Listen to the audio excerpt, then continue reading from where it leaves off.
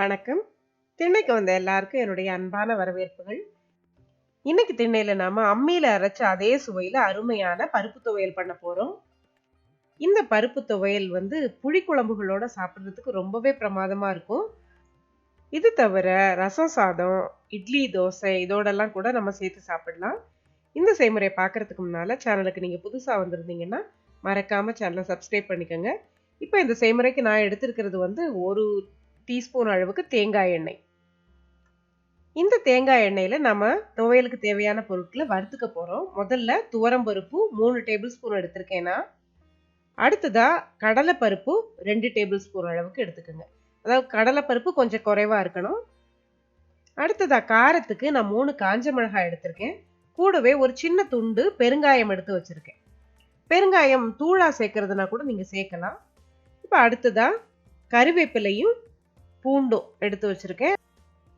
இப்ப வறுக்க வேண்டிய இந்த பொருட்கள் எல்லாம் நாம வறுத்து எடுத்துக்கலாம். இப்ப நான் 1 டீஸ்பூன் எண்ணெயில முதல்ல துவரம்பருப்பு சேர்க்கிறேன்.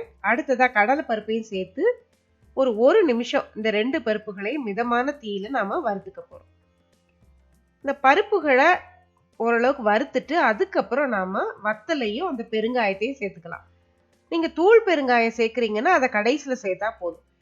இப்ப பருப்புகள் வறுபட்டுருச்சு. இந்த ஸ்டேஜ்ல நாம எடுத்து வச்சிருக்கிற கருவேப்பிலையையும் பூண்டையும் சேர்த்து ஒரு 30 செகண்ட் மட்டும் நம்ம வறுத்துட்டு அடுப்பை ஆஃப் பண்ணிட போறோம்.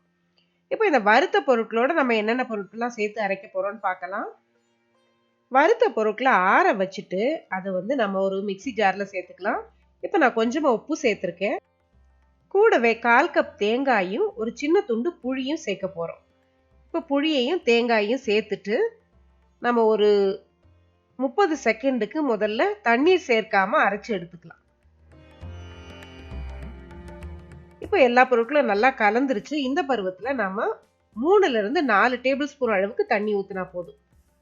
ஊத்திட்டு நாம இதை கொரகொரப்பா அரைச்சு எடுத்துக்கலாம். இந்த மாதிரி அரைக்கும் போது அம்மியில அரைச்ச மாதிரி கரெக்டான பதத்துல நாம அரைச்சு எடுக்க முடியும். அதிகமா தண்ணி சேர்த்தீங்கன்னா துவையலோட சுவை மாறி போயிடும். இப்போ அருமையான பருப்பு துவையல் ரெடி ஆயிருச்சு. இந்த துவையலை நம்ம உடனேயும் சாப்பிடலாம். 2 நாள் 3 நாள் ஃப்ரிட்ஜில் வச்சிருந்து கூட சாப்பிடலாம். ரொம்ப நல்லா இருக்கும். இந்த செய்முறையை நீங்களும் செஞ்சு பாருங்க. இந்த செய்முறை உங்களுக்கு பிடிச்சிருந்தா சேனலுக்கு நீங்க புதுசா வந்திருந்தீங்கன்னா மறக்காம சேனல் சப்ஸ்கிரைப் பண்ணிக்கோங்க. இன்னொரு நல்ல ரெசிபியோட அடுத்த ஒரு பதிவுல நாம சந்திக்கலாம். நன்றி.